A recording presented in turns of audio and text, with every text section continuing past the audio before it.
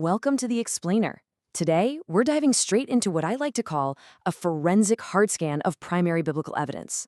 Our goal? To completely deconstruct some very deeply held traditional assumptions about exactly who rules this world. Look, for this session, we are setting aside hundreds of years of church tradition, and we're going to look strictly, relentlessly at the primary data. We'll be diving deep into the original language to answer one of the absolute most provocative theological questions embedded in the text. We're going to put on our academic lenses, tear down what we think we know, and see what the original authors actually documented on the page. Listen closely to the precise wording of this incredibly famous text. According to the Apostle Paul in 2 Corinthians 4:4, quote, "In their case, the God of this world has blinded the minds of the unbelievers to keep them from seeing the light of the gospel of the glory of Christ, who is the image of God." Now, this single verse is literally the cornerstone for a massive amount of modern theology. You've probably heard it 100 times. But if we conduct an exhaustive, strict examination of this passage, a really glaring anomaly pops up. The passage explicitly details an action, right, blinding the minds of unbelievers, and it attributes that specific action to a title, the God of this world. But notice what is entirely 100% missing from the original Greek. The text never actually says who this God is. It is a completely anonymous entity. The proper noun Satan or the devil is completely absent from the verse, and frankly, it's missing from the surrounding context as well. So it begs the question, who exactly is this God? If we adopt a skeptic's lens, which, let's be honest, we absolutely must do when we're analyzing ancient texts at a university level, we can't just blindly import centuries of later tradition into a first-century document. We just can't.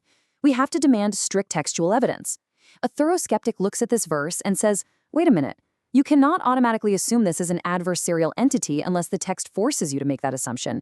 We have to deduce the identity of this anonymous figure strictly by the actions attributed to it and by the boundaries established elsewhere in the primary source material. We're playing detective here, and the text is our only crime scene. All right, here is our roadmap for this explainer. First, the unnamed God of Scripture. Second, tradition versus textual evidence. Third, Yahweh as the judicial blinder. Fourth, the sovereign formation of vessels. Fifth, reassessing the Christological context. And finally, number 6, the final scholarly verdict. Let's get right into it. Starting with Section 1, the unnamed God of Scripture. According to linguistic scholars, the specific Greek phrase used by Paul here, translated as God of this world, or actually, more accurately, God of this age, is what's known as a hapax legomenon. That's a fancy academic term, but it basically just means it's a phrase used exactly once in the entire New Testament corpus. Literally once. It appears nowhere in the 4 Gospels, it's nowhere in the book of Revelation, and you won't even find it anywhere else in Paul's own letters. Now, when a skeptic approaches a totally unique textual anomaly like a hapax legomenon, there's a golden rule of analysis you have to follow. You can't import outside theology to define it. You must rely strictly on the internal logic of the immediate author. You can't take a completely different concept from, say, the book of Revelation and shoehorn it into a totally unique phrase used by Paul in Corinthians. Doing that completely violates strict academic protocol. It's like trying to force a puzzle piece from one box into a totally different puzzle. And to compound this anomaly even further, we have to zoom out and look at the broader data set. According to an exhaustive analysis of the scriptural texts, no verifiable data exists where the Most High God explicitly states that Satan is the God of planet Earth. I really want to repeat that because it totally disrupts a major cultural assumption we all just kind of absorb. The Most High never, ever directly gives Satan this title in a first-person declarative statement. The specific identification of an adversary holding this massive, sweeping title over the earth is simply not recorded as a direct, declarative decree from the Creator anywhere in the text. That brings us to Section 2, tradition versus textual evidence. We have to draw a hard line between what people assume the text says and what a hard scan actually proves. Let's break down the 2 opposing methodologies here. On one side, we have what we call traditional synthesis. This approach relies heavily on eisegesis. If you aren't familiar with that term, eisegesis just means reading your own preconceived ideas into a text. Tradition takes phrases like ruler of this world, which pops up in the Gospel of John, and forces them into Paul's entirely unique phrase in 2 Corinthians. They synthesize them together to conclude that Satan is the God of this world. But on the flip side, we have the hard scan. This requires drawing the meaning strictly out of the text itself. That's exegesis. The hard scan identifies Yahweh's macro-sovereignty. To really understand macro-sovereignty, think of it like a giant apartment building. The landlord holds ultimate, absolute ownership over the whole complex, right?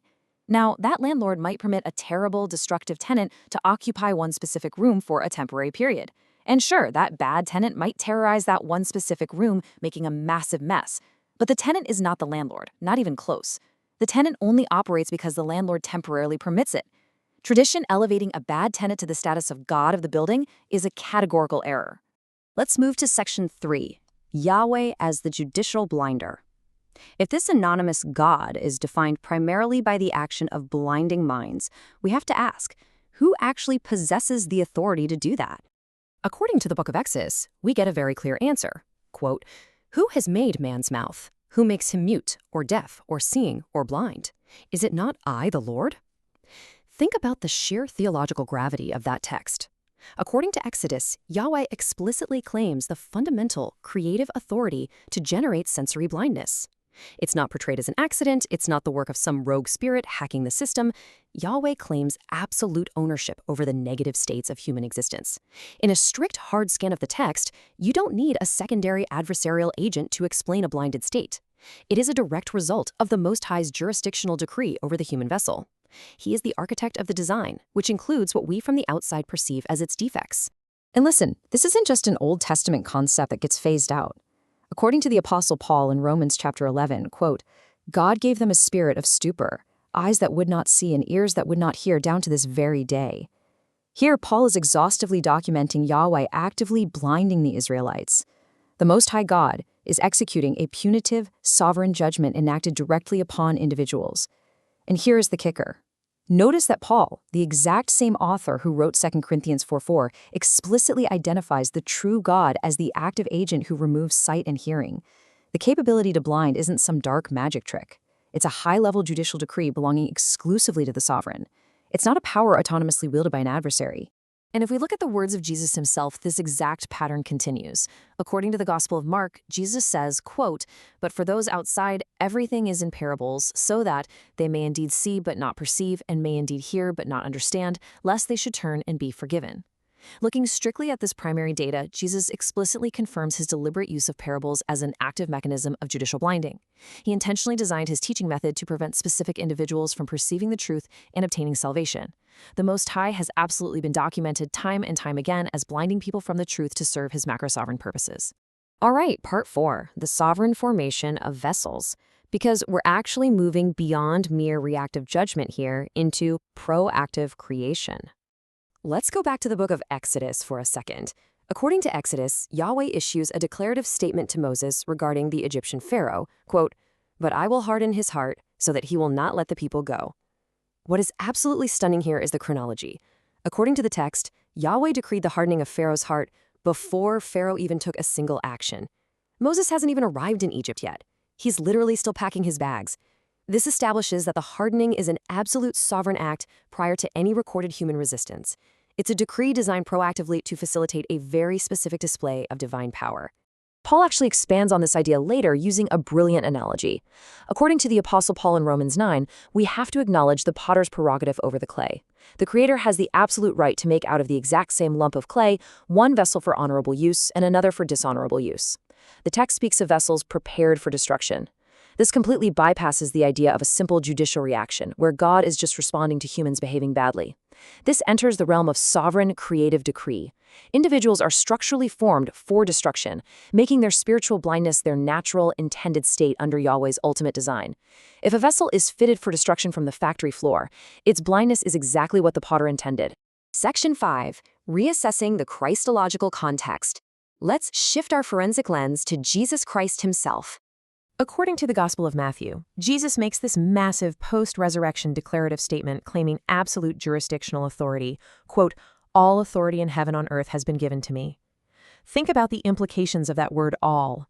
If Jesus possesses absolute universal authority over the entirety of the created cosmos, meaning both the physical planet and the spiritual realms, then a massive logic block emerges for traditional theology.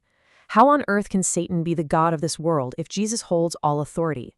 The mathematical answer is that any adversarial blinding or deception only occurs because it is strictly, explicitly permitted under the overarching macro-sovereignty of Jesus. The bad tenant only resides in the room because the landlord has decreed a specific timeline for his eviction. Now, to understand how Jesus exercises this absolute authority without it being a contradiction, we have to look at ancient history. According to historical scholars of Second Temple Jewish literature, there was actually a highly orthodox theological model back then, known as the two powers in heaven framework. This model accommodated a visible second manifestation of Yahweh. So when New Testament authors are writing about Jesus, they aren't inventing a new religion. They are incorporating him into the singular, overarching identity of Yahweh, the Most High God, rather than creating some secondary or duplicate deity. Jesus is the visible Yahweh, wielding the absolute authority of the Most High. He isn't sharing his power with a rival deity. He is governing the entire cosmos. And honestly, this brilliantly illustrates the resolution to our initial puzzle in 2 Corinthians. According to the prophet Isaiah, quote, "I form light and create darkness. I make well-being and create calamity. I am the Lord who does all these things." This verse extensively resolves the logic block we started with. If the God of this age blinds minds, and the true God gives light, tradition assumes these have to be two totally different warring beings.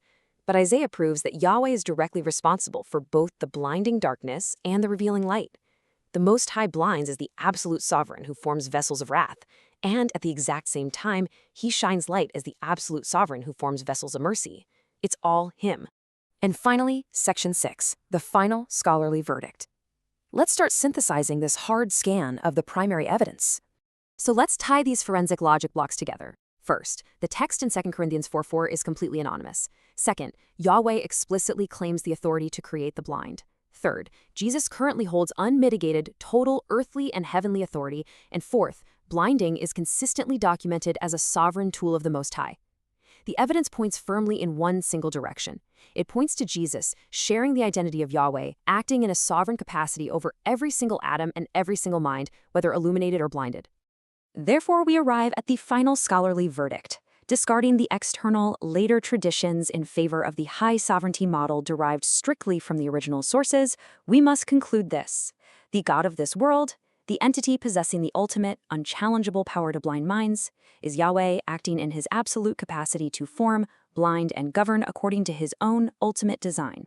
So I want to leave you with this to really chew on. If the primary texts demand that the Most High governs both the darkness and the light, and that he is the architect of both the seeing and the blind, how does that reshape your understanding of sovereign authority?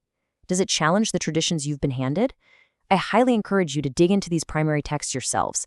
Look past the assumptions and demand the evidence. Keep learning, keep questioning, and keep demanding the data. Thanks for joining me on this explainer.